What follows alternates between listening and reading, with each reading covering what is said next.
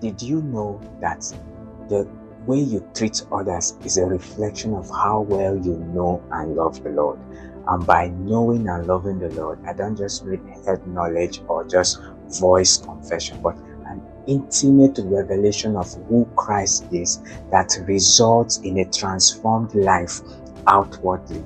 And the Bible in Ephesians chapter 5 from verse 22 to Ephesians chapter 6 verse 9 captures this. Also in Colossians chapter 3 from verse 18 to Colossians chapter 4 verse 1, you will see this plainly. For example, husbands, love your wives as Christ loves the church. So the way you treat your wife as a husband is a reflection of how much or how well you know the Lord. Because if you know Him to the point of how He loves the church, that is how you will love your wife. And for wives, He said, submit to your husbands as the church submits to Christ. So the way as a wife you submit to your husband will be a reflection of how submissive you are to Christ. So it is just clear as black and white. And as parents, the way you treat your children is also a reflection of how well you know how the Father treats us as His children. And as children, the Bible says,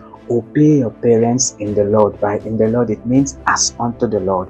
Honor your father and mother. So as children, the way you obey and honor your parents is a reflection of how well you are obedient and honoring the Lord. So if you disobey and dishonor your parents, is a direct reflection of how you are treating God. It means you don't know Him that much, because if you did, you would obey and honor your parents. And as servants, in the Bible talks about slaves. Then in those days, they used slave labor.